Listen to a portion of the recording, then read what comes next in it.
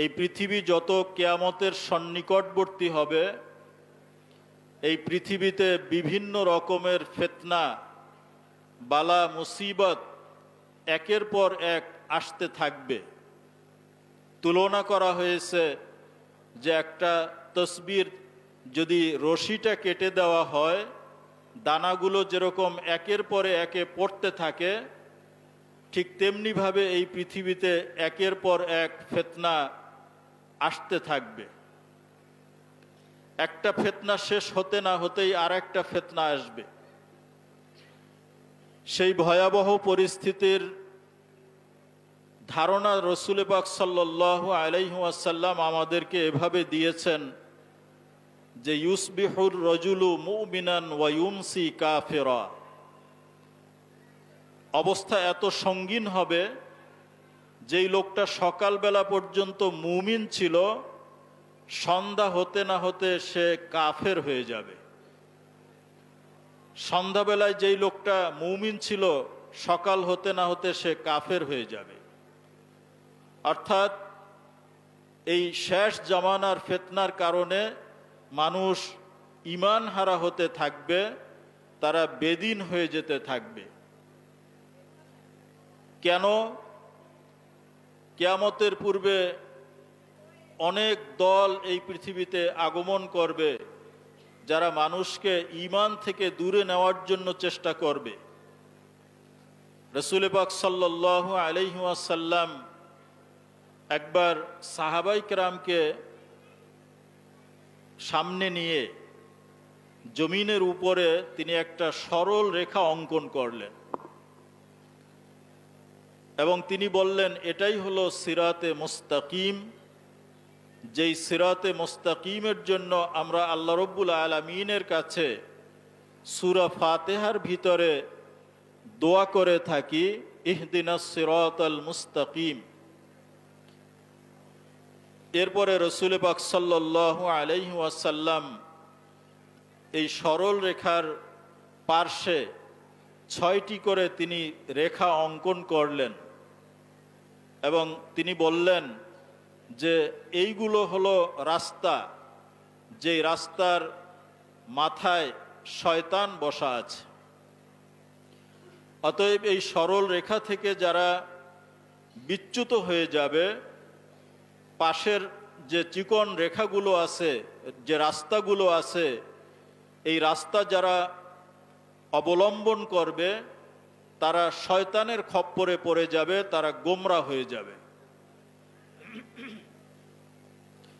রাসূল পাক সাল্লাল্লাহু আলাইহি ওয়াসাল্লাম অন্য হাদিসের ভিতরে ইরশাদ করেছেন যে হযরতে মূসা আলাইহিস সালাম ইন্তেকালের পরে ওনার উম্মত বিভিন্ন দলে বিভক্ত হয়ে গিয়েছিল। মূসা আলাইহিস সালামের যে শিক্ষা ছিল, হেদায়েত ছিল, সেটা তারা ভুলে গিয়েছিল এবং বিভিন্ন ইখতিলাফ, মতবিরোধ তারা করে ৭১টি দলে বিভক্ত হয়ে গিয়েছিল। ঠিক একইভাবে হযরতে ঈসা আলাইহিস সালাম দুনিয়া থেকে বিদায় নেওয়ার পরে তার উম্মত খ্রিস্টান, নাসারা যারা, তারা ৭২টি দলে বিভক্ত হয়ে পড়েছিল। রাসূল পাক সাল্লাল্লাহু আলাইহি ওয়াসাল্লাম ভবিষ্যৎবাণী করেছেন যে আমার উম্মত আমার ইন্তেকালের পরে তারা আরও একটা বেশি দল হবে, তারা ৭৩ দলে বিভক্ত হয়ে যাবে। এই ৭৩টি দলের ভিতরে একটি দল হবে যারা নাজাত প্রাপ্ত, যারা জান্নাতি হবে, আর বাকি সব দলগুলো জাহান্নামী হবে, তারা পথভ্রষ্ট হবে, গোমরা হবে। সাহাবায়ে কেরাম জানতে চাইলেন, ইয়া রাসূলুল্লাহ, এই নাজাতপ্রাপ্ত দলটি কারা? রাসূল পাক সাল্লাল্লাহু আলাইহি ওয়াসাল্লাম জবাব দিয়েছিলেন, মা আনা আলাইহি ওয়া আসহাবি। যেই দলের উপরে আমি প্রতিষ্ঠিত রয়েছি এবং আমার জামাআতে সাহাবা, সমস্ত সাহাবা যেই দলের উপরে প্রতিষ্ঠিত আছেন, সেই দলটি হলো নাজাত প্রাপ্ত দল। এই হাদিসের ভিত্তিতে আমরা আমাদের পরিচয় দিয়ে থাকি আহলুস সুন্নাহ ওয়াল জামাআহ। এই ৭৩টি দলের ভিতরে যেই দলটি নাজাত প্রাপ্ত তার নাম কি? আহলুস সুন্নাহ ওয়াল জামাআহ। আমরা আলহামদুলিল্লাহ এই আহলুস সুন্নাহ ওয়াল জামাআতের অনুসারী। কাল কিয়ামতের ময়দানে আমরা আশা করতে পারি যে আমরা নাজাত প্রাপ্ত হব। রাসূল পাক সাল্লাল্লাহু আলাইহি ওয়াসাল্লামের ভবিষ্যৎবাণী অনুযায়ী এই একটি দল, এরাই হবে নাজাত প্রাপ্ত। এই দলগুলো কিসের ভিত্তিতে হয়েছে? আমরা অনেক সময় ওলামায়ে কেরামের ভিতরে, মাযহাবের ইমামদের ভিতরে বিভিন্ন মাসলার ক্ষেত্রে ইখতিলাফ দেখতে পারি। কেউ আমিন জোরে বলে, কেউ আস্তে বলে, কেউ রুকুতে যাওয়ার আগে রফি ইয়াদাইন করে, আবার বিভিন্ন রকমের নামাজের ভিতরে পার্থক্য রয়েছে ইমামদের ভিতরে।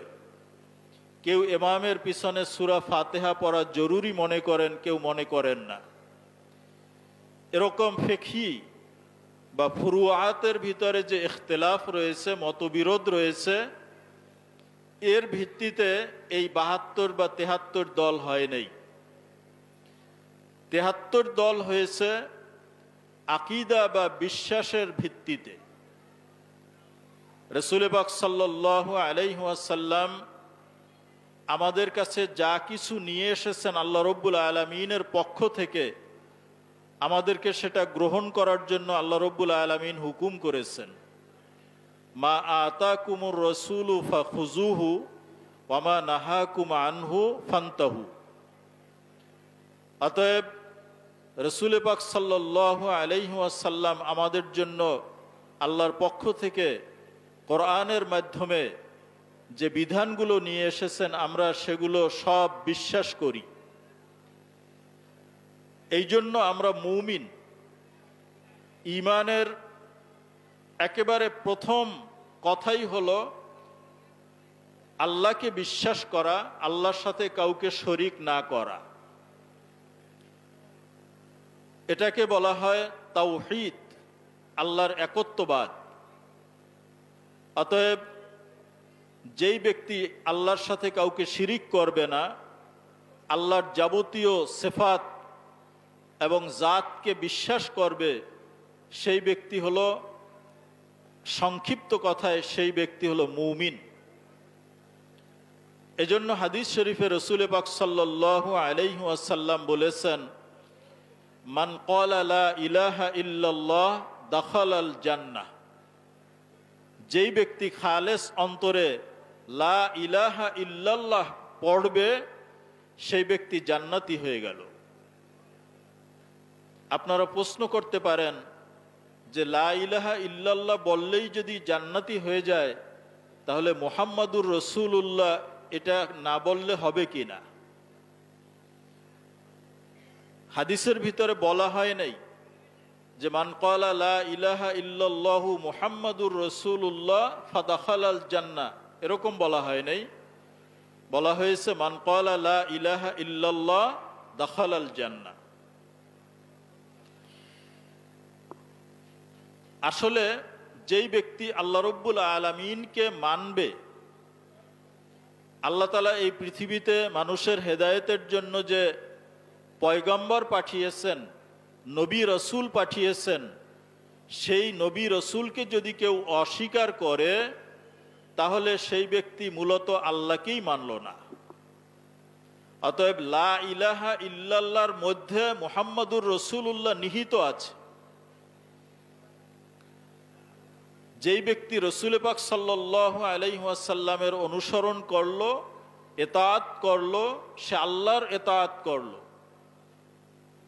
আর যে আল্লাহর ইতাআত করলো, সে রাসূল পাক সাল্লাল্লাহু আলাইহি ওয়াসাল্লামের ইতাআত করলো। অতএব আপনি আল্লাহর ইতাআত করবেন, আল্লাহকে লা শরীক বলে বিশ্বাস করবেন, আল্লাহর জাত ও সিফাত বিশ্বাস করবেন, কিন্তু আল্লাহর নবীদেরকে আপনি বিশ্বাস করবেন না, তাহলে আপনার ঈমানই হবে না, আল্লাহর প্রতি আপনার ঈমানই হয় নাই। এই জন্য লা ইলাহা ইল্লাল্লাহর মধ্যে মুহাম্মাদুর রাসূলুল্লাহ নিহিত আছে। ঈমানকে যদি আরো একটু তাফসিল করা হয়, তাহলে লা ইলাহা ইল্লাল্লাহর সাথে মুহাম্মাদুর রাসূলুল্লাহ এটাও যুক্ত আছে। আশহাদু আল্লা ইলাহা ইল্লাল্লাহ ওয়া আন্না মুহাম্মাদার রাসূলুল্লাহ, এটাকে যদি আরো একটু বাড়ানো হয়, তাহলে ঈমানে মুফাসসাল আমরা পাই। আল্লাহ এবং তার রসুলকে যদি কেউ বিশ্বাস করে, তাহলে আসমানি কিতাবকেও তার বিশ্বাস করতে হবে, পরকালকে বিশ্বাস করতে হবে, আল্লাহর ফেরেশতাদেরকে বিশ্বাস করতে হবে। এভাবে ঈমানে মুফাসসালের ভিতরে যে বিষয়গুলো রয়েছে সব তাকে বিশ্বাস করতে হবে। এই জন্য হাদিসে জিবরিলের ভিতরে এগুলো তাফসিল করে বলা হয়েছে। এটা মূলত লা ইলাহা ইল্লাল্লাহরই ব্যাখ্যা। অন্য হাদিসের ভিতরে এটাকে আরো তাফসিল করা হয়েছে, যেখানে বলা হয়েছে যে ঈমানের 70-এর উপরে শাখা রয়েছে।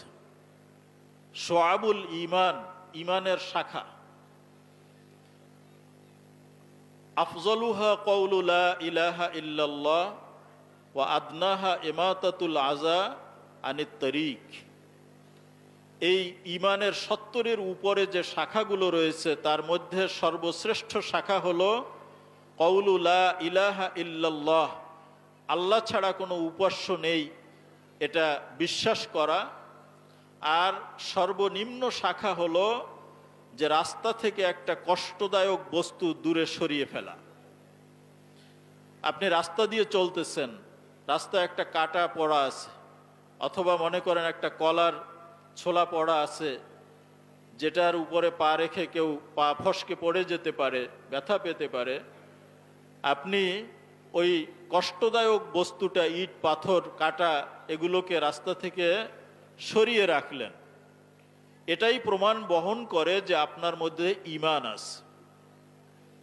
অতএব ঈমানের সর্বোচ্চ শাখা লা ইলাহা ইল্লাল্লাহ, আর সর্বনিম্ন শাখা বলা হয়েছে রাস্তা থেকে কষ্টদায়ক বস্তু সরিয়ে ফেলা। ওয়াল হায়াউ শু'বাতুম মিনাল ঈমান, আর লজ্জাশীলতা হলো ঈমানের একটি গুরুত্বপূর্ণ শাখা। অতএব যেই 72 বা 71 শাখা ঈমানের রয়েছে, সেটাকেই কখনো 7টি বিষয়ের মধ্যে আনা হয়েছে, সেটাকে আরও সংক্ষেপ করে 2টি বিষয়ের মধ্যে আনা হয়েছে, তাওহীদ এবং রিসালাত, এবং সেটাকে আরও সংক্ষেপ করে শুধু তাওহীদের মধ্যে বলা হয়েছে। মূলত এই হাদিসগুলোর মধ্যে কোনো বিরোধ নেই, কোথাও সংক্ষেপে বলা হয়েছে, কোথাও বিস্তারিত বলা হয়েছে। অতএব এই বিষয়গুলোর উপরে আমাদের ঈমান রাখা এটা জরুরি। রাসূল পাক সাল্লাল্লাহু আলাইহি ওয়াসাল্লাম যখন ওহী লাভ করলেন, হেরা গুহায় যখন তার উপরে আল্লাহর পক্ষ থেকে ওহী আসলো, তখন তিনি মানুষকে এই ঈমানের দিকে দাওয়াত দিয়েছেন। ইসলামের 5টি স্তম্ভ, এই 5টি স্তম্ভের ভিতরে সর্বপ্রথম হলো ঈমান, কওলু লা ইলাহা ইল্লাল্লাহ ওয়া আন্না মুহাম্মাদার রাসূলুল্লাহ, আল্লাহর প্রতি বিশ্বাস করা, আল্লাহর রসুলকে বিশ্বাস করা। এবং এর ব্যাখ্যায় আরো অনেক বিষয় এসে যায়, যেইগুলোকে বিশ্বাস করতে হবে। আল্লাহর কিতাবকে বিশ্বাস করতে হবে, ফেরেশতাদেরকে বিশ্বাস করতে হবে, পরকালকে বিশ্বাস করতে হবে, তাকদীরের ভালো মন্দ, ভাগ্যলিপি, এটাকে বিশ্বাস করতে হবে। এগুলো সবই ঈমানের অংশ। এরপরে হলো ইকামুস সালাত, নামাজ কায়েম করা। ঈমানের পরে সবচেয়ে গুরুত্বপূর্ণ ইসলামের রোকন হলো নামাজ কায়েম করা। ওয়া ইতাউজ যাকাত, যাকাত দেওয়া। ওয়া সাওমু রমাদান, রমজান মাস আসলে রোজা রাখা। ওয়াল হজ, হজ করা। তো ইসলামের এই যে 5টি স্তম্ভ, এর মধ্যে ঈমানের দাওয়াত রাসূল পাক সাল্লাল্লাহু আলাইহি ওয়াসাল্লাম সর্বপ্রথম কাফেরদের সামনে তিনি দিয়েছিলেন, এবং এই ঈমানের দাওয়াত দেওয়ার কারণেই কাফেরদের সাথে রাসূল পাক সাল্লাল্লাহু আলাইহি ওয়াসাল্লামের বিরোধ সৃষ্টি হয়েছিল। বাকি ঈমানের যে শাখাগুলো, এগুলো ইসলামের যে শাখাগুলো, এগুলো পরবর্তীতে ফরজ করা হয়েছে। 5 ওয়াক্ত নামাজ এটা ফরজ করা হয়েছে মেরাজের রাত্রে। মেরাজ হয়েছিল নবীজির হিজরতের অল্প আগে। সঠিক তারিখ কখন, এ ব্যাপারে ওলামায়ে কেরামের ইখতিলাফ রয়েছে। তো রাসূল পাক সাল্লাল্লাহু আলাইহি ওয়াসাল্লাম মক্কা জিন্দিগিতে 13 বছর তিনি ছিলেন নবুয়ত লাভ করার পর। অতএব এই 13 বছরের মাথায় গিয়ে আল্লাহ রব্বুল আলামিন 5 ওয়াক্ত নামাজ ফরজ করেছেন। এই নামাজের বিস্তারিত মাসলা মাসাইল এগুলো মক্কা শরীফে আসে নাই। নবীজি হিজরত করে মদিনায় যাওয়ার পরে নামাজের বিস্তারিত মাসলা মাসাইল এগুলো আল্লাহ রব্বুল আলামিন নবীজির উপরে নাজিল করেছেন। বাকি যে শাখাগুলো রয়েছে, ইসলামের যে স্তম্ভগুলো রয়েছে, এগুলো মক্কার জিন্দিগিতে ফরজই হয় নাই। রোজা ফরজ হয়েছে 2য় হিজরিতে, হজ ফরজ হয়েছে 9ম হিজরিতে, অর্থাৎ নবীজির ইন্তেকালের 1 বছর আগে। এরকম ভাবে পর্দার বিধান এটা ছিল না, মক্কার জিন্দিগিতে ছিল না, মদিনার জিন্দিগির প্রথম দিকে ছিল না। যাকাত ফরজ হয়েছে 5ম হিজরিতে। অতএব ইসলামের যে পঞ্চ বেনা, 5টি স্তম্ভ, এর ভিতরে ঈমান হলো সবচেয়ে গুরুত্বপূর্ণ, এবং দীর্ঘ 13 বছর পর্যন্ত রাসূল পাক সাল্লাল্লাহু আলাইহি ওয়াসাল্লাম মানুষকে শুধু এই ঈমানের দাওয়াতই দিয়েছেন। অন্যান্য ইবাদতগুলো তখন পর্যন্ত ফরজ ছিল না। অন্যান্য ইবাদতগুলো মাদানী জিন্দিগিতে 10 বছরে এসেছে। অতএব এর থেকেই আমরা ঈমানের গুরুত্ব, আকীদার গুরুত্ব আমরা বুঝতে পারি যে এই ঈমানের উপরে দাওয়াত হয়েছে 13 বছর।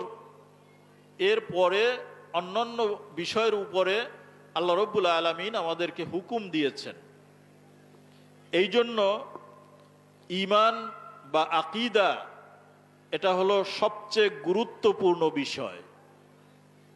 কোনো ব্যক্তির আকীদার ভিতরে যদি ত্রুটি থাকে, সেই ব্যক্তির আমল যতই ভালো হোক না কেন, ওই ব্যক্তির সেই নেক আমলগুলোর কোনো মূল্য আল্লাহ রব্বুল আলামিনের কাছে নেই। পক্ষান্তরে এক ব্যক্তি যার ঈমান, যার আকীদা সঠিক রয়েছে, কিন্তু আমলের ভিতরে কোনো ত্রুটি রয়েছে, ঈমানের পরিশুদ্ধিতার কারণে আল্লাহ রব্বুল আলামিন ওই ব্যক্তির আমলের ত্রুটি মার্জনা করে তাকে জান্নাতি করে দিতে পারেন। কিন্তু ঈমানের ভিতরে, আকীদার ভিতরে যদি কোনো খালাল থাকে, ত্রুটি থাকে, আমল যতই ভালো হোক না কেন আল্লাহ রব্বুল আলামিনের কাছে নাজাত পাওয়ার কোনো উপায় নেই। এই জন্য সারসিনা দরবার এই হক্কানি সিলসিলা আকীদার প্রতি সর্বোচ্চ গুরুত্ব দিয়ে থাকে। আপনারা এই মাহফিলের আলোচনায়ও শুনবেন, বক্তারা এই আকীদার উপরে সবচেয়ে বেশি গুরুত্ব দিয়ে থাকেন। কারণ হলো একজন মানুষ জান্নাতি বা জাহান্নামী হওয়া, একজন মানুষ আহলুস সুন্নাহ ওয়াল জামাত হওয়া বা বাতিল ফেরকা হওয়া, এর মানদণ্ড হলো আকীদা, আমল নয়। আমলে কারো ত্রুটি থাকতে পারে, কিন্তু এর দ্বারা ফেরকা হয় না। এই 72 ফেরকা আমলের কারণে হয় নাই, এটা আকীদা বিশ্বাসের কারণে হয়েছে। রাসূল পাক সাল্লাল্লাহু আলাইহি ওয়াসাল্লাম যে আকীদা বিশ্বাস নিয়ে এসেছেন, সাহাবায়ে কেরাম তারা এই আকীদা বিশ্বাস পোষণ করতেন, এর ভিতরে কোনো প্রকারের ইখতিলাফ হয়নি। রাসূল পাক সাল্লাল্লাহু আলাইহি ওয়াসাল্লাম ইন্তেকাল করেছেন 10ম হিজরিতে, অর্থাৎ হিজরতের 10 বছর পর। তো যেই সমস্ত ছোট সাহাবায়ে কেরাম রাসূল পাক সাল্লাল্লাহু আলাইহি ওয়াসাল্লামকে একেবারে শেষ জীবনে দেখেছেন, তাদের মধ্যে সর্বশেষ যেই সাহাবী ইন্তেকাল করেছেন তিনি 110 হিজরিতে ইন্তেকাল করেছেন। অর্থাৎ রাসূল পাক সাল্লাল্লাহু আলাইহি ওয়াসাল্লামকে তিনি ঈমানের সাথে দেখেছেন এবং নবীজির ইন্তেকালের পরে 100 বছর পর্যন্ত তিনি জীবিত ছিলেন। সর্বশেষ সাহাবী 110 হিজরিতে ইন্তেকাল করেন। তার ইন্তেকালের মাধ্যমে সাহাবীদের যুগ শেষ হয়ে যায়।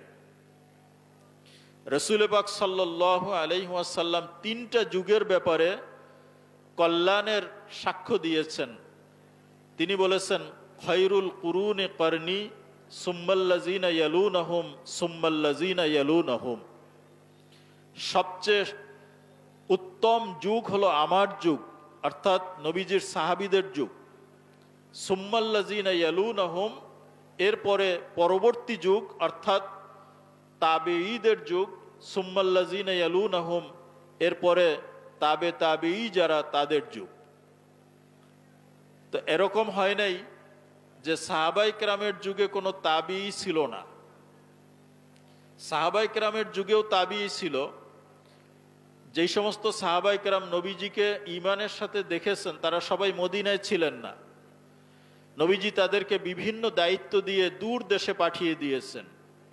ওই দূর দেশের মানুষ তারা মুসলমান হয়েছে, তারা নবীজিকে দেখে নাই, দেখছে কাকে? সাহাবীকে। তো নবীজির জামানায় তারা জীবিত ছিল কিন্তু নবীজিকে দেখেন নাই, দেখছেন নবীজির সাহাবীকে। তারা কি হয়েছেন? তাবী। অতএব সাহাবীদের যুগ 110 হিজরিতে শেষ হয়ে যাওয়ার পর থেকে তাবী এই পৃথিবীতে আসছে এরকম না, সাহাবীদের জামানায়ও তাবী ছিলেন। তো যখন সর্বশেষ সাহাবী ইন্তেকাল করে গেলেন তখন এই পৃথিবীতে আর কোনো সাহাবী ছিলেন না। সেখান থেকে ওলামায়ে কেরাম পর্যালোচনা করে দেখলেন যে সাহাবায়ে কেরামের মধ্যে এই আকীদা বা বিশ্বাসের ক্ষেত্রে কোনো দ্বিমত ছিল কিনা। সাহাবায়ে কেরামের যুগে এমনকি রাসূল পাক সাল্লাল্লাহু আলাইহি ওয়াসাল্লামের হীনে হায়াতে সাহাবীদের ভিতরে একাধিক মত পাওয়া গেছে, এটা আমলের ক্ষেত্রে। যেমন এক সফরের ভিতরে 2 সাহাবী তারা সফর করতেছেন। তো এই 2 সাহাবী তাদের উপরে গোসল ফরজ হয়েছে কিন্তু সাথে পানি নাই। এখন তারা কি করবেন? গোসল না করে তো নামাজ পড়া যাবে না। তো এক সাহাবী তিনি কি করলেন, তিনি যেহেতু আল্লাহ রব্বুল আলামিন বলছেন ফাইল্লাম তাজিদু মাআন ফাতায়াম্মামু সাঈদান তাইয়্যিবা, তোমরা যদি পানি না পাও তাহলে পাক মাটি, পবিত্র মাটি দ্বারা তায়াম্মুম করো। অতএব ওই সাহাবী, যদিও এখানে অজুর পরিবর্তে তায়াম্মুমের কথা বলা হয়েছে, গোসলের পরিবর্তে তায়াম্মুমের কথা এখানে বলা হয় নাই, কিন্তু তিনি কিয়াস করলেন অজুর উপরে। তো যেহেতু পানি না পাওয়া গেলে অজুর যে অঙ্গগুলো অর্থাৎ চেহারা এবং হাত, এটা মাসেহ করতে হয় পবিত্র মাটি দিয়ে। অতএব তিনি মনে করলেন যেহেতু গোসল করার পানি পাওয়া যাচ্ছে না, অতএব পাক মাটি সমস্ত শরীরে যদি মর্দন করা হয় তাহলে এটা তায়াম্মুম হয়ে যাবে। কিন্তু তায়াম্মুমের এটা নিয়ম না। অজুর ক্ষেত্রে তায়াম্মুম যেরকম, গোসলের ক্ষেত্রে পানি না পাওয়া গেলে তায়াম্মুমের পদ্ধতি একই রকম, সমস্ত শরীরে মাটি মাখানোর প্রয়োজন নেই। কিন্তু ওই সাহাবী তো তখন এই মাসলা জানেন না, তিনি মাটির মধ্যে গড়াগড়ি খেলেন এভাবে তিনি তায়াম্মুম করে তারপরে তিনি নামাজ আদায় করলেন।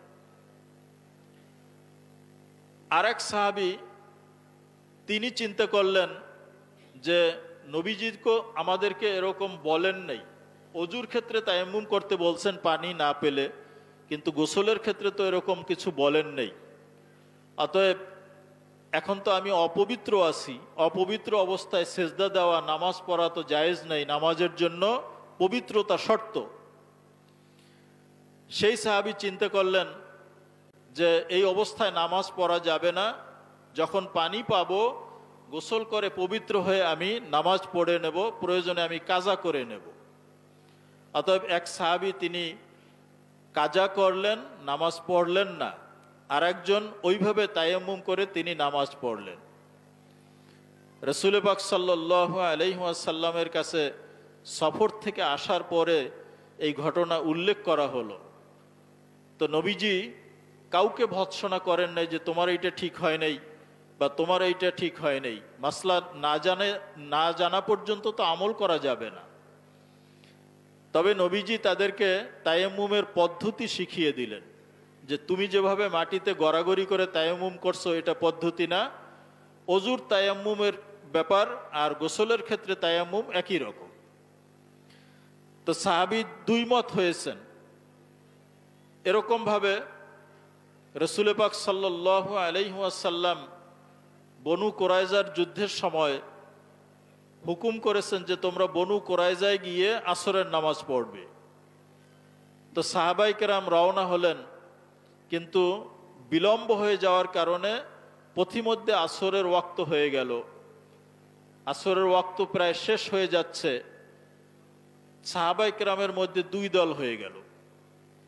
একদল তারা বললেন আমাদেরকে ওখানে গিয়ে আসর পড়তে বলছেন, অতএব পথে আসর পড়া যাবে না, এমনকি যদি মাগরিবও হয়ে যায় আমরা ওখানে গিয়ে আসর কাজা করব, তারপরে মাগরিব পড়ব, নবীজি পথে আসর পড়তে আমাদেরকে বলেন নেই। আর একদল সাহাবা তারা বললেন যে নবীজি ওখানে গিয়ে আসর পড়তে বলছেন, এর অর্থ হলো খুব দ্রুত আমাদেরকে যেতে বলছেন, যে কোনো কারণে যখন আমাদের বিলম্ব হয়েই গেছে অতএব আমরা এখানেই আসর পড়ে নেব। তো একদল পথে আসর পড়লেন, আর একদল কাজা করলেন, তারা ওখানে গিয়ে আসর পড়লেন। এদিকে সাহাবায়ে কেরামকে পাঠিয়ে রাসূল পাক সাল্লাল্লাহু আলাইহি ওয়াসাল্লাম তিনিও পিছনে আসলেন। তিনি যখন এসে পৌঁছলেন সাহাবায়ে কেরাম নবীজির কাছে বললেন যে আমাদের ভিতরে তো দুইটা দল হয়ে গেছে, আমরা এইভাবে আমল করেছি। রাসূল পাক সাল্লাল্লাহু আলাইহি ওয়াসাল্লাম কোনো দলকে বলেন নাই যে তোমাদের আমলটা ঠিক হয় নাই, অর্থাৎ তোমরা ইজতিহাদ করেছো, অতএব ইজতিহাদের পরে যে যে ভাবে আমল করেছো সেটাই ঠিক আছে। তাহলে আমলের ক্ষেত্রে এরকম বহু ইখতিলাফ সাহাবায়ে কেরামের জামানায় ছিল, এবং এই ইখতিলাফ রাসূল পাক সাল্লাল্লাহু আলাইহি ওয়াসাল্লামের সামনে হয়েছে। রাসূল পাক সাল্লাল্লাহু আলাইহি ওয়াসাল্লাম এই ইখতিলাফকে স্বীকৃতি দিয়েছেন, কোনো দলকে তিনি বাতিল ঘোষণা করেন নাই। কিন্তু রাসূল পাক সাল্লাল্লাহু আলাইহি ওয়াসাল্লামের জামানায় আকীদাগত কোনো বিশ্বাসের ক্ষেত্রে সাহাবায়ে কেরাম ইখতিলাফ করেছেন এরকম একটা নজিরও নেই। ঈমানের যেই বিষয়গুলো রয়েছে, বিশ্বাসের যেই বিষয়গুলো রয়েছে, এক্ষেত্রে সাহাবায়ে কেরামের মধ্যে কোনো দ্বিমত ছিল না।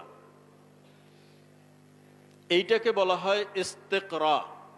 উলামায়ে কেরাম বুঝতে পারবেন, ইস্তেকরা এটা শরীয়তের একটা দলিল, এটাকে এজমা বলা যায়।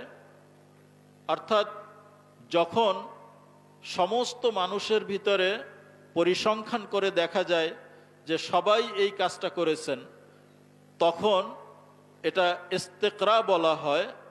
অতএব ইস্তেকরা এর ভিত্তিতে আমরা বুঝতে পেরেছি যে সাহাবায়ে কেরামের মধ্যে আকীদাগত বিশ্বাসের ক্ষেত্রে কোনো ইখতিলাফ বা দ্বিমত ছিল না। ইস্তেকরা দুই রকম, একটা হলো ইস্তেকরা তাম আর একটা হলো নাকিস। মনে করেন যে এইখানে যত লোক আছে আমরা তাদের মধ্যে একটা সমীক্ষা করলাম, এর একটা রেজাল্ট পাইলাম, কিন্তু এখানে যারা নেই বা এইরকম মানুষ তো পৃথিবীতে আরও আসতে থাকবে, নতুন মানুষ যখন আসবে তখন আগে যে আমরা পরিসংখ্যান করছিলাম সেই ফলাফল আর থাকবে না, তাদের ভিতরে ভিন্ন মত পাওয়া যাইতে পারে। অতএব যখন যাদেরকে নিয়ে পরিসংখ্যান করা হয় তাদের সংখ্যা বাড়তে থাকে, তখন এই ইস্তেকরা এর ভিত্তিতে কোনো সিদ্ধান্ত নেওয়া যায় না। এটা যদি কোনো সিদ্ধান্ত নেওয়াও হয় সেটা কতই বা অকাট্য হয় না, এটা জন্নি হয়। পক্ষান্তরে ইস্তেকরা এ তাম হলো যে একটা জনগোষ্ঠীর সকলকে যখন নিয়ে পরিসংখ্যান করা হয় এবং নতুন কোনো সংখ্যা তার ভিতরে সংযুক্ত হওয়ার সম্ভাবনা থাকে না, তখন ইস্তেকরা তাম হয়ে যায় এবং এটা কতই দলিল হয়।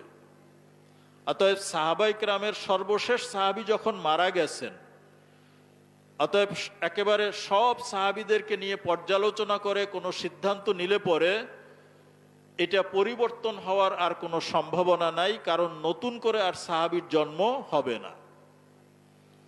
অতএব আপনারা বলবেন যে আমরা বলে থাকি আস-সাহাবাতু কুল্লুহুম উদুল, সমস্ত সাহাবী তারা ন্যায়পরায়ণ ছিলেন, তারা আদালতের উপরে প্রতিষ্ঠিত ছিলেন। এই জন্য উসুলে হাদিসের নিয়ম হলো প্রত্যেক রাবীর জীবনী নিয়ে আলোচনা করতে হবে, যে বর্ণনাকারী রাবী তিনি সেকা ছিলেন কিনা, তার ভিতরে আদালত ছিল কিনা, তার ভিতরে মুরুয়াত আছে কিনা, তার জব্ত ঠিক আছে কিনা, এরকম অনেকগুলো শর্ত বিবেচনা করা হয় রাবীর মধ্যে। কিন্তু রাবী যদি সাহাবী হয়, সেই সাহাবীর যদি নামও না জানা থাকে তারপরেও সেই হাদিস সহি বলে বিবেচ্য হবে। এ ব্যাপারে সমস্ত মুহাদ্দিসিনে কেরাম একমত। কারণ কি, যে সাহাবী যদি মাজহুল হয়, অজ্ঞাত হয়, আমাদের কোনো অসুবিধা নাই, তার নাম কি, তার বংশ পরিচয় কি, এটা আমাদের জানার দরকার নাই। উনি যে সাহাবী ছিলেন এটাই আমাদের জন্য যথেষ্ট। কারণ সাহাবীদের মধ্যে একজনও নেই যার আদালত ছিল না, সমস্ত সাহাবী আদেল ছিলেন। অতএব ইন্ডিভিজুয়াল প্রত্যেককে আলাদা করে আমাদের বিশ্লেষণ করার দরকার নেই। অতএব কোনো তাবিঈ যদি বর্ণনা করেন যে ক্বালা সাহাবিয়্যুন আন রাসূলিল্লাহি সাল্লাল্লাহু আলাইহি ওয়াসাল্লাম, যে আল্লাহর নবীর একজন সাহাবী আল্লাহর নবী থেকে এই কথা বলছেন, ওই সাহাবীর নাম না বলা হয়, আন আবি হুরায়রা আন আবি মুসা আশআরী, এরকম নাম না বলে, শুধু বলে কি যে একজন সাহাবী বর্ণনা করছেন, সেই হাদিস আমাদের কাছে গ্রহণযোগ্য, সহি বলে বিবেচ্য। কারণ আস-সাহাবাতু কুল্লুহুম উদুল। এখন সাহাবায়ে কেরাম সকলে যে ন্যায়পরায়ণ ছিলেন, ন্যায়ের মানদণ্ড ছিলেন, কোরআন ও হাদিসের ভিত্তিতে তার কোনো নকলি দলিলের প্রয়োজন নেই। নকলি দলিল আছে, নেই এরকম না, কিন্তু সেই নকলি দলিল পর্যন্ত আমাদের যাওয়ার প্রয়োজন নেই। ইস্তেকরা এর মাধ্যমে আমরা এটা জানতে পেরেছি যে আল্লাহর নবীর কোনো সাহাবী এরকম ছিলেন না যার মধ্যে আদালত ছিল না।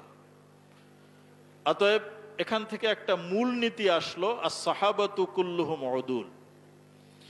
ঠিক একইভাবে রাসূল পাক সাল্লাল্লাহু আলাইহি ওয়াসাল্লামের জামানা পর্যন্ত এবং তার ইন্তেকালের পরে সাহাবায়ে কেরাম যতদিন এই পৃথিবীতে ছিলেন, সর্বশেষ সাহাবী ইন্তেকালের পরে একেবারে সব সাহাবীদের ব্যাপারে পুঙ্খানুপুঙ্খ পর্যালোচনা করে ওলামায়ে কেরাম এটাই সিদ্ধান্তে উপনীত হয়েছেন যে আকীদার ব্যাপারে সাহাবায়ে কেরামের মধ্যে কোনো দ্বিমত ছিল না।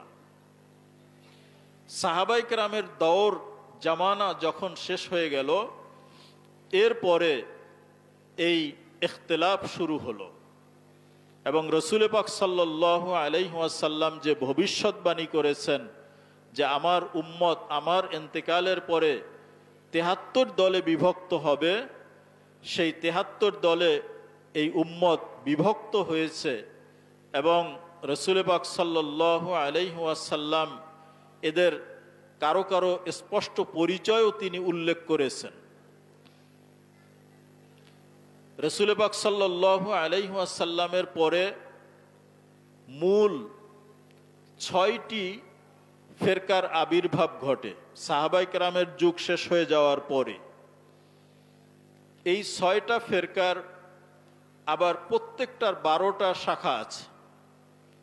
এভাবে 72টি দল, এরা সব বাতিল ফেরকা। আর যেই ফেরকা নাজি ফেরকা, এটা সাহাবীদের যুগের পরে সৃষ্টি হয় নাই, এটা রসুল পাক সাল্লাল্লাহু আলাইহি ওয়াসাল্লামের যুগ থেকে চলে আসতেছে। এটাই হলো আহলুস সুন্নাহ ওয়াল জামাআহ, মা আনা আলাইহি ওয়া আসহাবি, রসুল পাক সাল্লাল্লাহু আলাইহি ওয়াসাল্লাম বলেছেন। রসুল পাক সাল্লাল্লাহু আলাইহি ওয়াসাল্লাম এই সমস্ত বাতিল ফেরকার ব্যাপারে আমাদেরকে হুঁশিয়ারি করেছেন।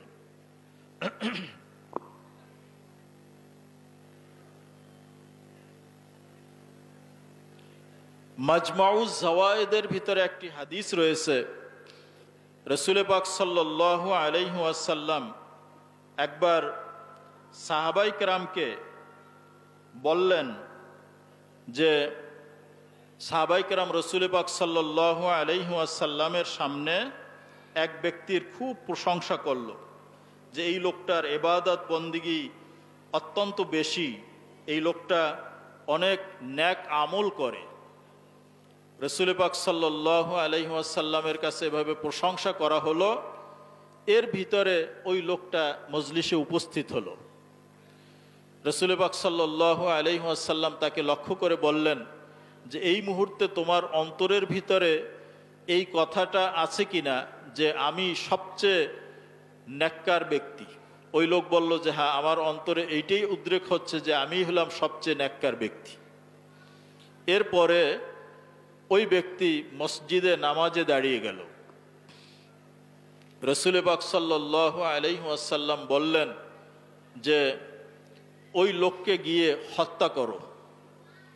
হযরত আবু বকর রাদিয়াল্লাহু তাআলা আনহু তিনি নবীজির হুকুম পেয়ে গেলেন, গিয়ে দেখেন ওই লোকটা নামাজ পড়তেছে। তো একটা লোক নামাজ পড়তেছে, তাকে কি হত্যা করা যায়? আবু বকর রাদিয়াল্লাহু তাআলা আনহু ফিরে আসলেন। নবীজি দ্বিতীয়বার হুকুম করলেন যে ওই লোককে হত্যা করো। এবারে ওমর রাদিয়াল্লাহু তাআলা আনহু তলোয়ার নিয়ে গেলেন। তিনি গিয়ে দেখেন যে ওই লোকটা নামাজ পড়তেছে। নামাজরত একজন মানুষকে তো হত্যা করা যায় না। ওমর রাদিয়াল্লাহু তাআলা আনহু তিনিও ফিরে আসলেন। এরপরে রসুল পাক সাল্লাল্লাহু আলাইহি ওয়াসাল্লাম আবার একই হুকুম করলেন যে ওই লোকটাকে হত্যা করো। এবার আলী রাদিয়াল্লাহু তাআলা আনহু গেলেন। রসুল পাক সাল্লাল্লাহু আলাইহি ওয়াসাল্লাম হুকুম করলেন, আলী গিয়ে দেখেন যে ওই লোকটা নামাজ পড়তেছে। কিছুক্ষণ অপেক্ষা করার পরে দেখলেন যে ওই লোকটা নামাজ শেষ করলো। এখন এই লোককে হত্যা করবেন কিনা এটা জানার জন্য তিনি আবার নবীজির কাছে আসলেন যে সেই লোক এইমাত্র নামাজ শেষ করেছে, আমি কি তাকে হত্যা করব? কিন্তু এর ভিতরে লোকটা চলে গেছে। রসুল পাক সাল্লাল্লাহু আলাইহি ওয়াসাল্লাম বলেছেন যে ওই লোককে যদি তোমরা হত্যা করতে, তাহলে আমার উম্মতের ভিতরে কোনো দুইজন মানুষের ভিতরে ইখতিলাফ হইতো না, কিয়ামত পর্যন্ত কোনো ইখতিলাফ হতো না। কিন্তু ওই লোকটার মাধ্যমে এই পৃথিবীতে এই ফেরকা, ইখতিলাফ এগুলোর সূচনা হয়েছে। এরপরে রসুল পাক সাল্লাল্লাহু আলাইহি ওয়াসাল্লাম হাদিস উল্লেখ করেছেন যে আমার উম্মত ৭৩ দলে বিভক্ত হবে। বনি ইসরাইল মুসা আলাইহিস সালামের কওম ৭১ দল হয়েছিল, ঈসা আলাইহিস সালামের উম্মত ৭২ দল হয়েছিল, আর আমার উম্মত ৭৩ দল হবে। এই ৭৩ দলের ভিতরে নাজাতপ্রাপ্ত দলটি হলো আহলুস সুন্নাহ ওয়াল জামাআহ। এখন আহলুস সুন্নাহ ওয়াল জামাআতের সাথে বাতিল ফেরকাগুলোর কি বিরোধ রয়েছে এটা আমাদেরকে জানতে হবে। আমরা অনেক সময় কোনো ব্যক্তির আমল দেখে খুব বিভ্রান্ত হয়ে পড়ি যে এই লোকটা এত বেশি মুজাহাদা করেন। রাসূল পাক সাল্লাল্লাহু আলাইহি ওয়াসাল্লাম এই সমস্ত বাতিল আকীদা যারা পোষণ করে তাদের ব্যাপারে হুঁশিয়ারি উচ্চারণ করেছেন। নবীজি বলেছেন যে তোমরা, আবু বকর ওমরের মতো সাহাবায়ে কেরামকে বলেছেন যে তোমরা তোমাদের নামাজকে এদের নামাজের কাছে তুচ্ছ মনে করবে, যে তোমাদের চেয়েও তারা সুন্দর নামাজ পড়ে, কিন্তু কোরআন তাদের বুকের মানে মুখের থেকে ভিতরে প্রবেশ করে না। দিন থেকে তারা ঠিক তেমনিভাবে বের হয়ে যায় যেভাবে কোনো তীর যদি কোনো পাখির বুকে ছুঁড়ে মারা হয়, পাখিকে ভেদ করে যেভাবে তীর বেরিয়ে যায়, এই সমস্ত মানুষগুলো তারাও দিন থেকে এভাবে বের হয়ে গেছে। কিন্তু তাদের আমল দেখলে আমাদের আমলকে তাদের কাছে তুচ্ছ মনে হবে। অতএব আমরা এই সমস্ত বাহ্যিক আমলের কারণে অনেক সময় বিভ্রান্ত হয়ে যাই। আমরা জানি না তার ভিতরে কত বাতিল আকীদা রয়েছে। একটা উদাহরণ দিলে বুঝতে পারবেন যে ইরানে তারা অধিকাংশ হলো শিয়া। এই শিয়াদের লেবাস পোশাক দেখেন, যে এই পৃথিবীতে কোনো রাষ্ট্রপ্রধান তাদেরকে এরকম দেখছেন যে একেবারে পাগড়ি লম্বা দাড়ি দেখা যায় না, কিন্তু ইরানের ধর্মীয় নেতাদেরকে দেখবেন, বড় বড় মন্ত্রীদেরকে দেখবেন যে তারা সব সময় পাগড়ি পরে, লম্বা দাড়ি তাদের আছে। তারা ইসলামের কথা বলে, ইসলামের শত্রুদের বিপক্ষে তারা কঠোর অবস্থান নেয়। আমেরিকার বিরুদ্ধে বিভিন্ন সময় তারা যুদ্ধ ঘোষণা করে। আমরা বাহ্যিকভাবে কি বলি যে ইসলামের পক্ষে ইরান খুব বড় কাজ করতেছে, কিন্তু এই সমস্ত বড় বড় পাগড়ি এর ভিতরে যে তাদের মস্তিষ্ক রয়েছে, সেই মস্তিষ্ক যে আকীদা পোষণ করে সেটা শুনলে আপনারা নাউজুবিল্লাহ বলতে বাধ্য হবেন। অতি সম্প্রতি এই সমস্ত শিয়ারা তারা রাসূল পাক সাল্লাল্লাহু আলাইহি ওয়াসাল্লামের স্ত্রী, যাকে সবচেয়ে নবীজি বেশি মহব্বত করতেন, হযরতে আয়েশা সিদ্দিকা রাদিয়াল্লাহু তাআলা আনহা, তার ব্যাপারে তারা তোহমত দিয়েছিল, যেটা 1400 বছর আগে সেই মুনাফিকরা তোহমত দিয়েছিল, ব্যভিচারের তোহমত দিয়েছিল। নাউজুবিল্লাহ বলেন। রাসূল পাক সাল্লাল্লাহু আলাইহি ওয়াসাল্লামের জন্য কি আল্লাহ কোনো অপবিত্র নারীকে জীবন সঙ্গী নির্বাচন করেছেন? এই কাজটা করেছিল সেই আব্দুল্লাহ ইবনে উবাই ইবনে সালুল, রঈসুল মুনাফিকিন। বনু মুস্তালিকের যুদ্ধ থেকে যখন নবীজি ফিরে আসেন, আয়েশা সিদ্দিকা কোনো কারণে কাফেলা থেকে পিছনে রয়ে গিয়েছিলেন, তখন তারা এই বদনাম করেছিল। আল্লাহ রব্বুল আলামিন পবিত্র কোরআনে কারীমে 10টি আয়াত নাজিল করে আয়েশা সিদ্দিকার বারাআত, পবিত্রতা তিনি ঘোষণা করেছেন। রাসূল পাক সাল্লাল্লাহু আলাইহি ওয়াসাল্লাম আয়েশা সিদ্দিকাকে সবচেয়ে বেশি মহব্বত করতেন, এবং বাকি অন্যান্য যে স্ত্রীরা রয়েছেন তাদের থেকে আয়েশা সিদ্দিকার আলাদা কতগুলো বৈশিষ্ট্য রয়েছে। রাসূল পাক সাল্লাল্লাহু আলাইহি ওয়াসাল্লাম বলেছেন যে আমি আমার অন্যান্য স্ত্রীদের সাথে যখন একত্রে থাকতাম, জিবরাইল আমার কাছে আসতেন না, কোরআনের আয়াত নাজিল হতো না, কিন্তু আমি এবং আয়েশা সিদ্দিকা একই বিছানায়, একই কাপড়ের নিচে শায়িত অবস্থায় আমার উপরে আল্লাহ রব্বুল আলামিন কোরআন নাজিল করেছেন। এবং অন্যান্য স্ত্রীদের সাথে নবীজির বিবাহ হয়েছে দুনিয়ায়, কিন্তু আয়েশা সিদ্দিকার সাথে নবীজির বিবাহ হয়েছে আসমানে। এই বিবাহের পয়গাম আল্লাহ রব্বুল আলামিনের পক্ষ থেকে জিবরাইল আলাইহিস সালাম নবীজির কাছে নিয়ে এসেছিলেন। একটা রেশমি কাপড়ে মোড়ানো হযরতে আয়েশা সিদ্দিকার একটা চেহারার ছবি নবীজির কাছে জিবরাইল আলাইহিস সালাম নিয়ে আসলেন। ইয়া রাসূলুল্লাহ, এই লোকটাকে কি আপনি চিনেন? তো নবীজি প্রত্যেক দিন সকাল বিকাল আবু বকর সিদ্দিকের বাড়িতে যেতেন, বিভিন্ন বিষয় নিয়ে পরামর্শ করতেন, কোরআনের আয়াত নাজিল হতো এগুলো নিয়ে আলোচনা করতেন, ইসলামের প্রচার প্রসারের ক্ষেত্রে কি করণীয় এগুলো নিয়ে পরামর্শ করতেন। আর আয়েশা সিদ্দিকা তখন ছোট্ট অল্প বয়স্ক, মাত্র 6 বছর তার বয়স ছিল। অতএব আয়েশা সিদ্দিকাকে তো নবীজি খুব ভালো করেই চিনতেন। তো নবীজি বললেন যে হ্যাঁ, এ তো আয়েশা সিদ্দিকা। তখন জিবরাইল আলাইহিস সালাম বললেন যে আল্লাহ রব্বুল আলামিন একে আপনার স্ত্রী হিসাবে মনোনীত করেছেন।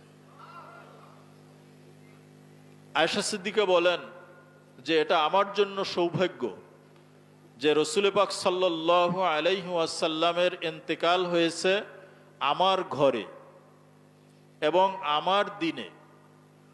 অর্থাৎ নবীজি স্ত্রীদের কাছে থাকার একটা রুটিন করে নিয়েছিলেন যাতে স্ত্রীদের ভিতরে ইনসাফ হয়। এজন্য রসুল পাক সাল্লাল্লাহু আলাইহি ওয়াসাল্লাম যখন অসুস্থ হয়ে পড়েন তখনও তিনি অসুস্থতা নিয়ে এই রুটিন ফলো করে আজওয়াজে মোতাহারাত, আমাদের উম্মতের জননী, আমাদের মাদের যে ঘরগুলো ছিল এক এক ঘরে তিনি এক এক দিন থাকতেন। তো এভাবে অসুস্থতা নিয়ে প্রত্যেক দিন ঘর পরিবর্তন করা এটা খুব কষ্টকর ছিল। আর রসুল পাক সাল্লাল্লাহু আলাইহি ওয়াসাল্লাম বারবার জিজ্ঞাসা করতেছিলেন যে রুটিন মোতাবেক আয়েশার ঘরে আমার যাওয়ার পালা কবে। তো অন্যান্য স্ত্রীরা বুঝতে পারলেন নবীজি এই অসুস্থতার সময় আয়েশার কাছে থাকতে পছন্দ করতেছেন। তখন সব স্ত্রীরা একত্রিত হয়ে বললেন, ইয়া রসুল আল্লাহ, এই অসুস্থতার ভিতরে আমরা আমাদের দাবি প্রত্যাহার করলাম, আমাদের ঘরে কষ্ট করে আপনাকে আসতে হবে না, আপনি সুস্থ হওয়া পর্যন্ত আয়েশার ঘরেই থাকবেন। তো রসুল পাক সাল্লাল্লাহু আলাইহি ওয়াসাল্লামকে হযরত আব্বাস রাদিয়াল্লাহু তাআলা আনহু, নবীজির চাচা, এবং হযরত আলী রাদিয়াল্লাহু তাআলা আনহু দুইজন দুই পাশ থেকে নবীজিকে ধরে আয়েশা সিদ্দিকার ঘরে পৌঁছে দিয়ে আসলেন। এখান থেকেও শিয়ারা ষড়যন্ত্র করতেছে। আপনার বুখারী শরীফের হাদিস পড়লে পরে বুঝতে পারবেন। আয়েশা সিদ্দিকা এই হাদিস বর্ণনা করেছেন। সেখানে বলা হয়েছে, আয়েশা সিদ্দিকার হাদিসের মধ্যে এসেছে বুখারী শরীফে, যে নবীজিকে বহন করে নিয়ে গিয়েছিলেন দুইজন, একজন আব্বাস ওয়া রাজুলুন আখার, আর একজন অন্য ব্যক্তি। তো শিয়ারা বলতে চায় যে আয়েশা সিদ্দিকা আলী রাদিয়াল্লাহু তাআলা আনহুকে পছন্দ করতেন না, তার সাথে তার শত্রুতা ছিল, নাউজুবিল্লাহ। এই জন্য তারা দেখায় যে আয়েশা সিদ্দিকার সাথে হযরত আলী রাদিয়াল্লাহু তাআলা আনহুর একটা যুদ্ধ হয়েছিল, যেটাকে জঙ্গে জামাল বলা হয়। অতএব এই কারণে আয়েশা সিদ্দিকা আলীর নাম পর্যন্ত উল্লেখ করেন নাই। তিনি বলেছেন ওয়া রাজুলুন আখার, এক পাশে ছিলেন আব্বাস আর এক পাশে আর এক লোক, সেই লোককে আলী, কিন্তু আলীর নামটা পর্যন্ত আয়েশা সিদ্দিকা মুখে নেন নাই। তো শিয়ারা এটাই বুঝাতে চাচ্ছে, যেহেতু শিয়ারা আলী রাদিয়াল্লাহু তাআলা আনহুর ভক্ত, এই জন্য তারা আলীর নাম যে বিদ্বেষ করে মুখে না নেয় তাকে তো তারা পছন্দ করবেই না। এই জন্য তারা বলেছে যে আয়েশা সিদ্দিকা তিনি ব্যভিচারিণী ছিলেন, নাউজুবিল্লাহ মিন যালিক। তখন ওলামায়ে কেরাম এই হাদিসের কি জবাব দিয়েছেন? জবাব তো আপনাদের জানা দরকার, যে আয়েশা সিদ্দিকা তো বলতে পারতেন যে এক পাশে আব্বাস ছিলেন, এক পাশে আলী ছিলেন, আলীর নাম তিনি কেন বলেন নাই? সমস্ত মুহাদ্দিসিন তারা এই হাদিসের ব্যাখ্যা করতে গিয়ে, শিয়াদের জবাব দিতে গিয়ে তারা বলেছেন যে আলী রাদিয়াল্লাহু তাআলা আনহু যে এক পাশে ছিলেন এটা সবার জানা ছিল, কিন্তু অপর পাশে কে ছিল এই ব্যাপারে সন্দেহ ছিল। এই সন্দেহ দূর করার জন্য আয়েশা সিদ্দিকা বলছেন যে অপর পাশে ছিল আব্বাস, আর এই পাশে যে কে ছিল আলী সেটা সবাই জানে, এজন্য নাম উল্লেখ করার দরকার হয় না। কোরআন শরীফে এরকম বহু জায়গায় আল্লাহ রব্বুল আলামিন অনেক নাম উল্লেখ করেন নেই, এটা বালাগাতের পরিভাষায় শোহরাতের কারণে অনেক সময় হজফ করা হয়। অতএব এটা কোনো বিদ্বেষ ছিল না। কিন্তু শিয়ারা যেহেতু আলী রাদিয়াল্লাহু তাআলা আনহুর ভক্ত, তারা এত বেশি ভক্ত আলী রাদিয়াল্লাহু তাআলা আনহুর, তারা মনে করে যে নবীজির ইন্তেকালের পরে মাত্র 6 জন সাহাবী ছাড়া সব সাহাবী তারা মোরতাদ হয়ে গিয়েছিল। নাউজুবিল্লাহ মিন যালিক। এই বড় পাগড়িধারী শিয়া, এদের আকীদা বিশ্বাস, এবং তারা আয়েশা সিদ্দিকার বিরুদ্ধে সেমিনার করে এই কথাগুলো তারা প্রচার করেছে। অতএব তাদের ইসলামের ব্যাপারে যত অবদান থাকুক, ইসলামের ব্যাপারে তারা যত বড় বড় কথা বলুক, তাদের বাহ্যিক লেবাস পোশাক যত সুন্দর হোক, তাদের কেরাত নামাজ যত সুন্দরই হোক, এরা কি জান্নাতি হতে পারবে? যেহেতু তাদের আকীদা নষ্ট হয়ে গেছে। এই শিয়ারা তারা মনে করে যে আলী রাদিয়াল্লাহু তাআলা আনহু তিনি খলিফা বেলা ফসল, অর্থাৎ নবীজির ইন্তেকালের পরে আলী রাদিয়াল্লাহু তাআলা আনহুই খলিফা হওয়ার সর্বোচ্চ যোগ্য ব্যক্তি ছিলেন। অতএব তার আগে আবু বকর সিদ্দিক, ওমর রাদিয়াল্লাহু তাআলা আনহু, ওসমান গনি, এই তিনজন তারা অবৈধ খলিফা ছিলেন। বলেন নাউজুবিল্লাহ। আমি তাদের যে নিউজ লেটার আছে, এই ইরান থেকে যে পত্রিকা ছাপানো হয়, সেখানে তারা তাফসিরের একটা পাতা রেখেছে। সেই তাফসিরের ভিতরে আমি নিজে পড়েছি। তারা ব্যাখ্যা করেছে, আল্লাহ রব্বুল আলামিন বলেছেন লা ইয়ানালু আহদিজ জালিমিন, যে আমার পক্ষ থেকে কোনো জালেমকে কোনো পোস্ট, কোনো পদ এটা দেওয়া হয় না। এই আয়াতের ব্যাখ্যা করতে গিয়ে তারা বলেছে যে জালেমকে যে জুলুম করে, আর জুলুম কি? কোরআন শরীফে আল্লাহ রাব্বুল আলামিন বলছেন ইন্না শিরকা লা জুলমুন আযীম, যে শিরক হলো জুলুম। আর এই সমস্ত সাহাবায়ে কেরাম তারা মুসলমান হওয়ার আগে তারা মুশরিক ছিলেন কিনা? আরব দেশের প্রথাই ছিল, কোনো বাচ্চা যখন জন্মগ্রহণ করত, ওই বাচ্চাকে কাবা ঘরে নিয়ে যাওয়া হতো। কাবা ঘরে 360টা মূর্তি ছিল। এই মূর্তির সামনে ওই ছোট্ট বাচ্চাকে সিজদা দেওয়ানো হতো। অতএব সে একেবারে নাবালেগ অবস্থায়, সদ্য ভূমিষ্ঠ, সেই থেকে সে শিরকের সাথে জড়িত। শিরকের তালিমটা জন্মের পরেই দেওয়া হইতো। যেমন মুসলমান জন্মের পরে বাচ্চার কানে আজান দেয়, তো কাফেররাও কি করত? যেহেতু তারা মূর্তি পূজক ছিল, এজন্য বাচ্চা জন্মগ্রহণ করলে মূর্তির সামনে তাকে একটা সিজদা দিয়ে নিয়ে আসতো। সেই হিসাবে আবু বকর, ওমর, ওসমান, তাদের জন্ম তো মুসলমান ঘরে হয় নাই। অতএব তাদের জন্মের পরেও তাদেরকে এরকম মূর্তির সামনে সিজদা দেওয়ানো হয়েছে। কিন্তু আলী রাদিয়াল্লাহু তাআলা আনহুকে কোনো কারণে, যে কোনো কারণে ভুলে হোক, জন্মের পরে তাকে ওই মূর্তির সামনে সিজদা দেওয়ানো হয় নাই। এই জন্য আলী রাদিয়াল্লাহু তাআলা আনহুকে আল্লাহ রাব্বুল আলামিন অলৌকিকভাবে মূর্তির সামনে মাথা নত করা থেকে রক্ষা করেছেন, তার চেহারাকে মূর্তির সামনে সিজদা থেকে রক্ষা করেছেন।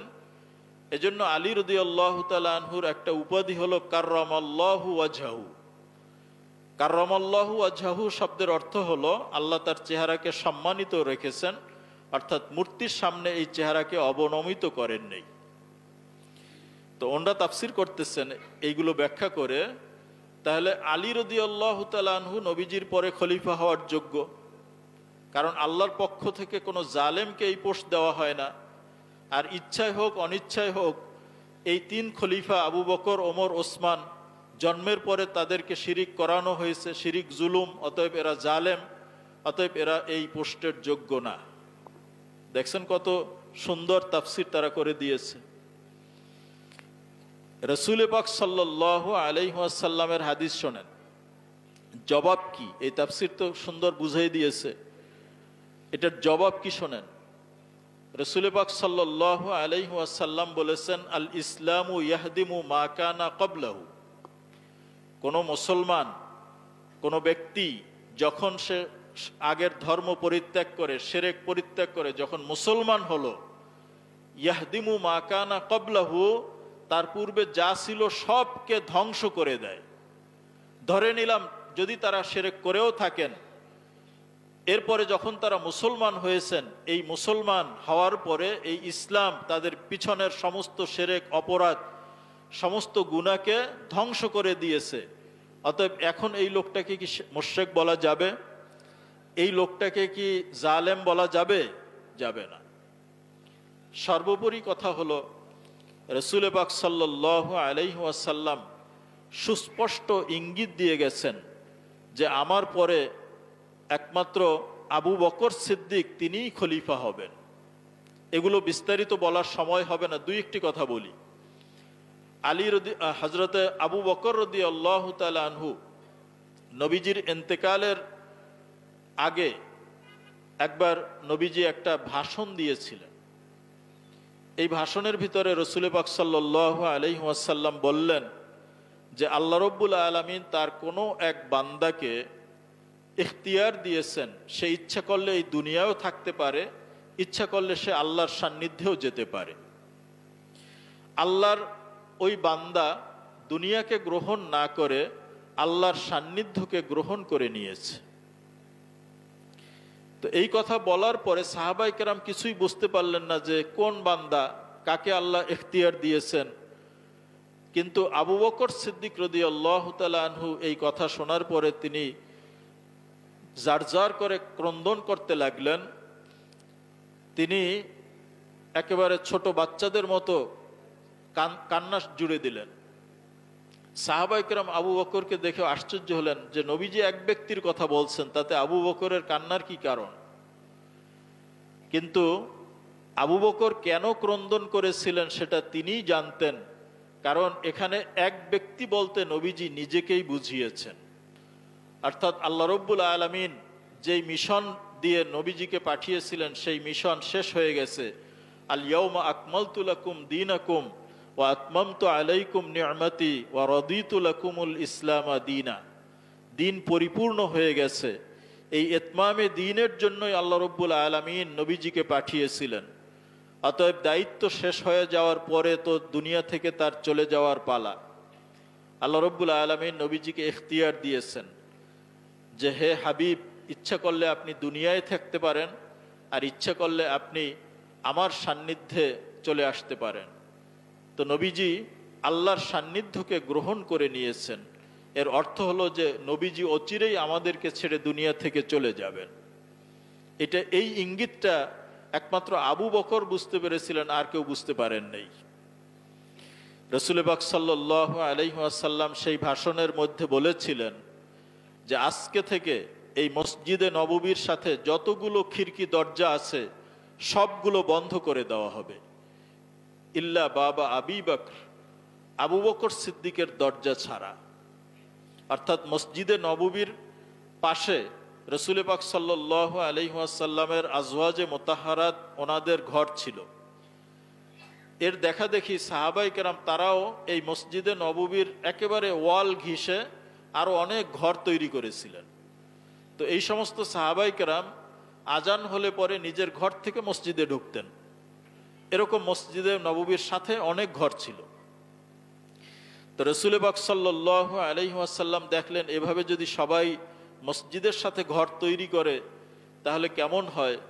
তিনি জীবনের শেষ মুহূর্তে এসে এই ভাষণের ভিতরে বলে দিলেন যে আজকে থেকে মসজিদের সমস্ত এই খিড়কি দরজাগুলো বন্ধ করে দেওয়া হবে, কারো দরজা খোলা থাকবে না, একমাত্র আবু বকরের দরজা খোলা থাকবে।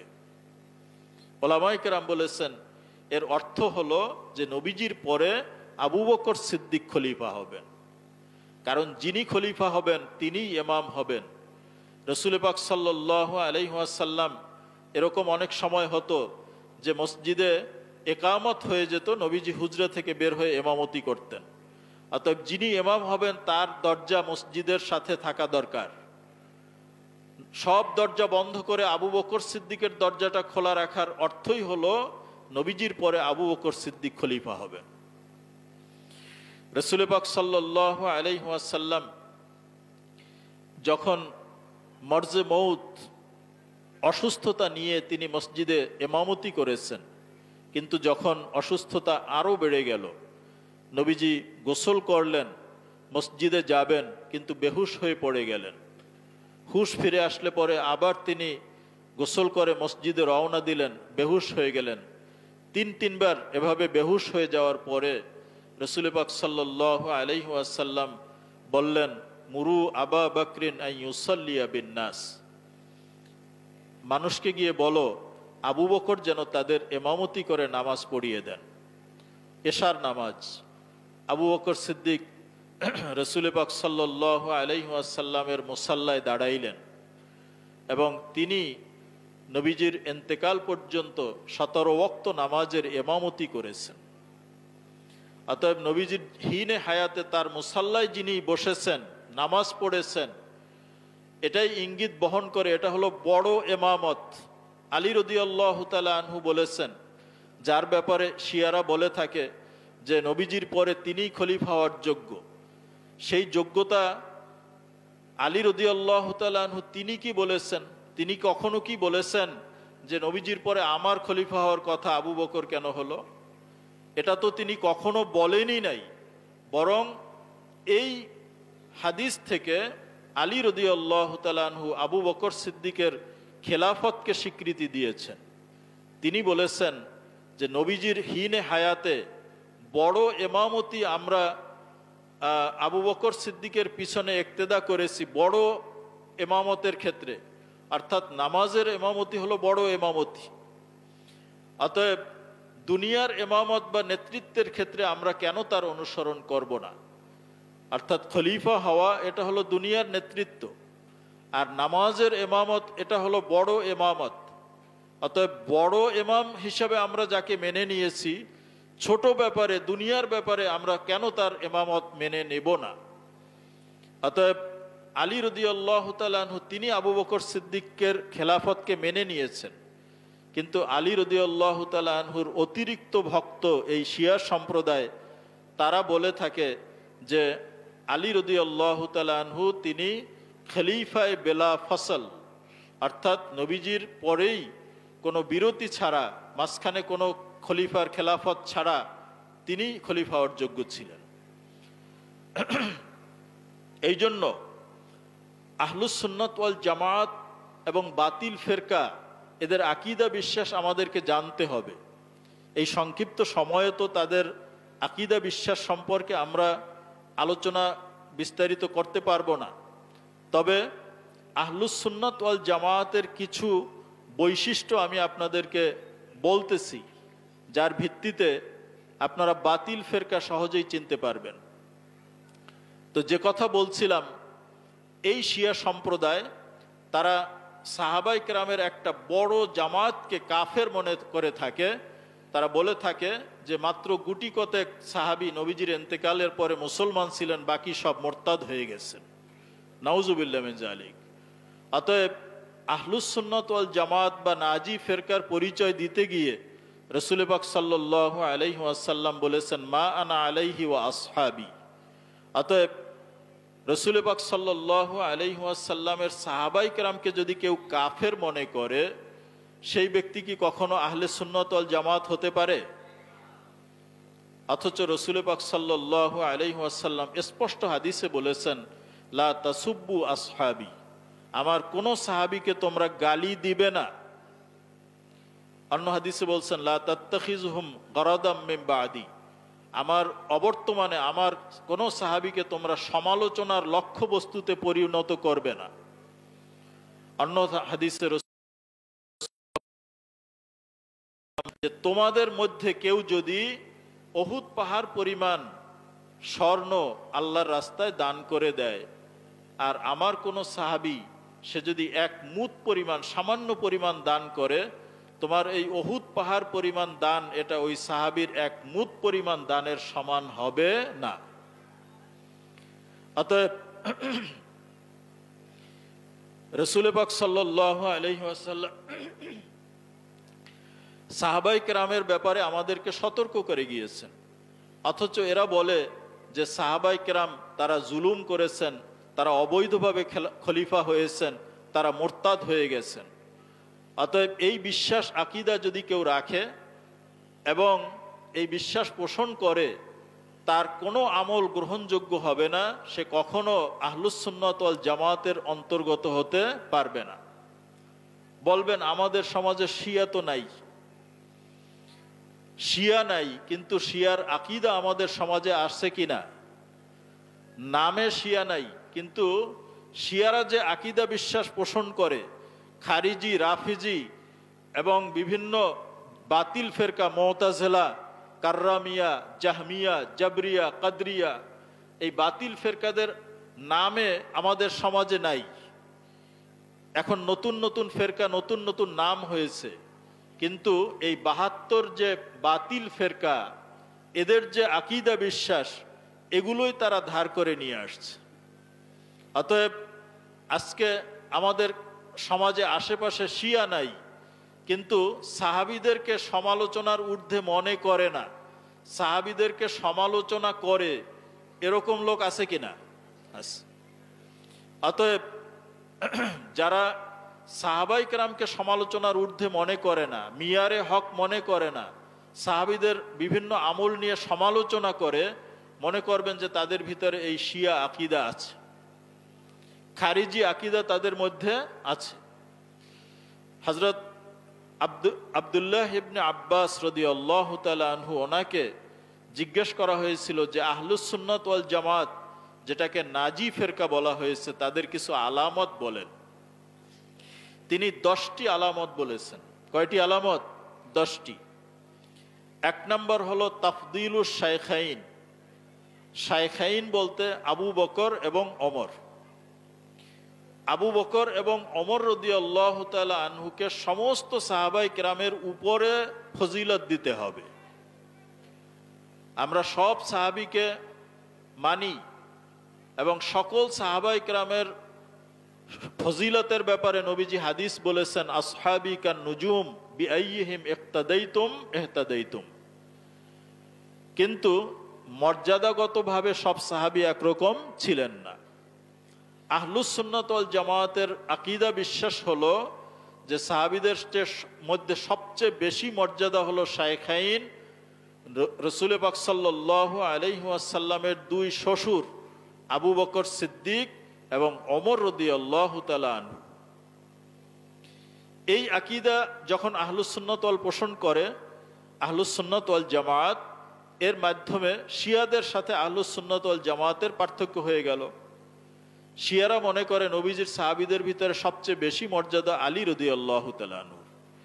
এমনকি গালি যারা শিয়া রয়েছে, তারা এই পর্যন্ত বলে যে আলী রাদিয়াল্লাহু তাআলা আনহুই খোদা ছিলেন।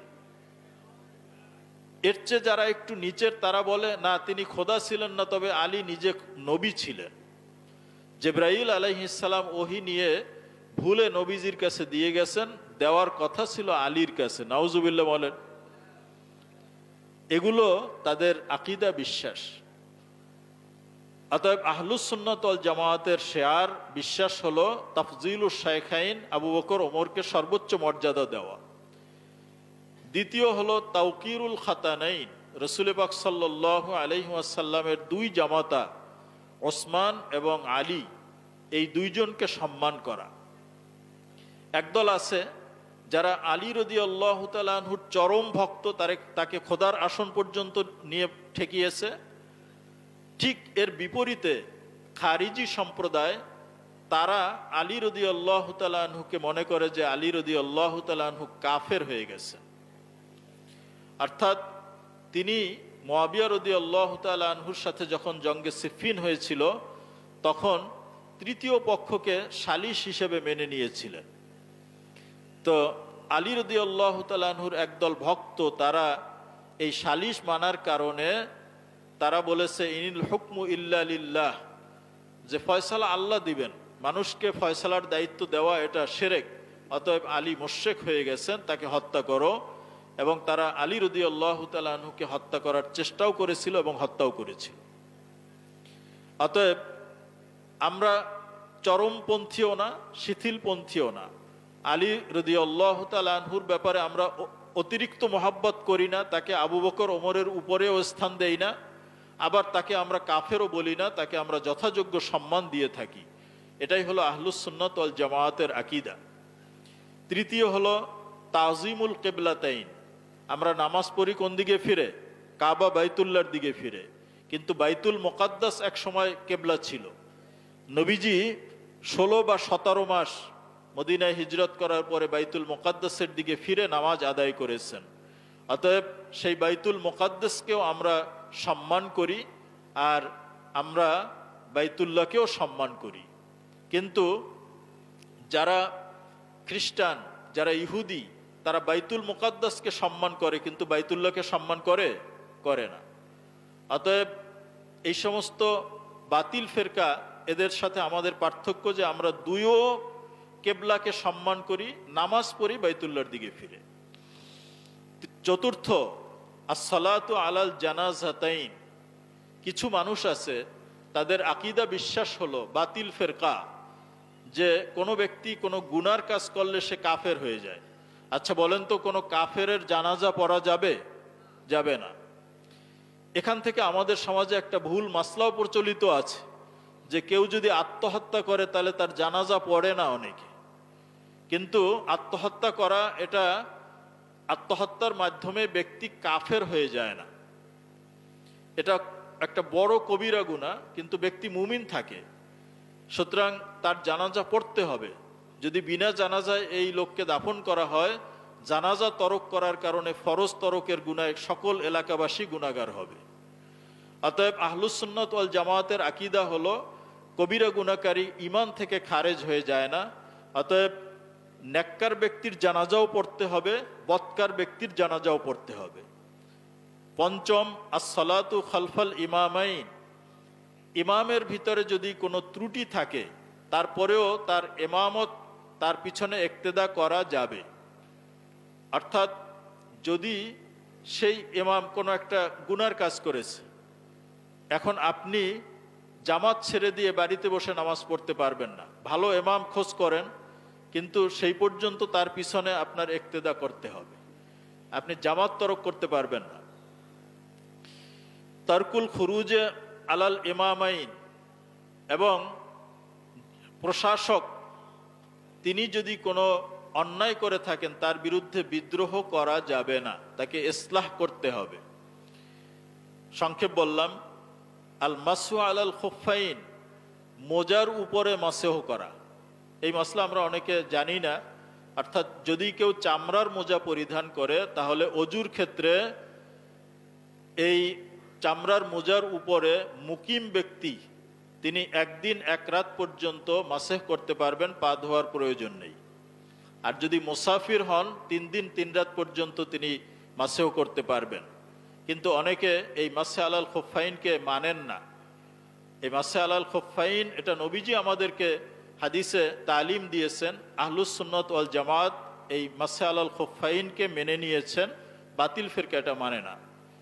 অষ্টম, আল কওলু বিত তাকদিরাইন ওয়াল কদরি খাইরিহি ওয়া শাররিহি মিনাল্লাহি তাআলা। অর্থাৎ অদৃষ্টের, তাকদীরের ভালো মন্দ দুইটাই আমরা বিশ্বাস করি। ভালোও বিশ্বাস করি, মন্দও বিশ্বাস করি। আমাদের যা ভালো হয় মন্দ হয় সবকিছু আল্লাহ তাকদীরে রেখেছেন। এই দুই তাকদীরকে আমরা বিশ্বাস করি। 9, আল ইমসাকু আনিশ শাহাদাতাইন। অর্থাৎ কোনো ব্যক্তি যার ব্যাপারে কোরআনে কারীমের কোনো নস নেই অথবা অকাট্য হাদিসের কোনো উদ্ধৃতি নেই, এইরকম কোনো ব্যক্তির ব্যাপারে জান্নাতি বলা অথবা জাহান্নামী বলা, এর থেকে বিরত থাকা, এটাই আহলুস সুন্নাত ওয়াল জামায়াতের আকীদা। 10, আদাউল ফরিদাতাইন। অর্থাৎ সালাতের সাথে যাকাতকেও আদায় করা। একটা ফিরকা তৈরি হয়েছিল নবীজির ইন্তেকালের পরে। সর্বপ্রথম যে ইখতিলাফটা হয়েছিল, আবু বকর খেলাফতের মসনদে বসেছেন, সর্বপ্রথম একটা দল তারা যাকাতকে অস্বীকার করলো। তারা বলল যে আমরা নামাজ পড়ব কিন্তু যাকাত দিব না। অতএব আহলুস সুন্নাত ওয়াল জামাত যেভাবে নামাজের ফরজিয়াতকে বিশ্বাস করে, এভাবে জাকাতের ফরজিয়াতকেও বিশ্বাস করে, এটা হলো আহলুস সুন্নাত ওয়াল জামায়াতের শেয়ার। বাকি বাতিল ফেরকার আরও বহু আকীদা বিশ্বাস রয়েছে। এই জন্য আমাদেরকে কোনো ব্যক্তির চটকদার আলোচনা শুনে, তার কিছু লেবাস পোশাক দেখে, তার কিছু ইবাদত বন্দিগি দেখে বিভ্রান্ত হলে চলবে না।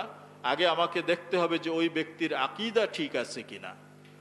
অতএব আল্লাহ রব্বুল আলামিন আমাদের সকলকে আহলুস সুন্নাত ওয়াল জামায়াতের আকীদা পোষণ করার তৌফিক দান করুন, বলেন আমিন।